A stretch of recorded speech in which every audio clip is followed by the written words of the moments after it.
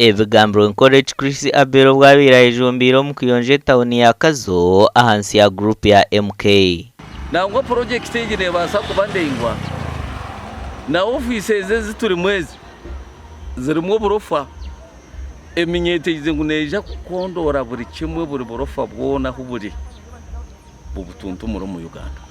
Tumwine patience orukwera orukurira bakazo muri MK project omwihanga nawe nagira ngo bariyo nubakoreki okwenda kore kensi oko buhanga bushemerire kuba buri tushaziremo kwija Kazo abanyakazo bona bari aha bashikira bona bashemerirwe twagira ngo twije tuyere ikibuga cyitu cya Kazo kandi n'abanyakazo bamanye muhozi kwariyo Kebirunje na Vincent omushuzo muri Kazo we nagira ngo abari kwija kutahenkungana nkezi bashemerire koze sakadisha nkaka bakashomesa abantu emyoga nko kubazira za saruna hamwe n'ebindi ebiri kwongera ahantunguka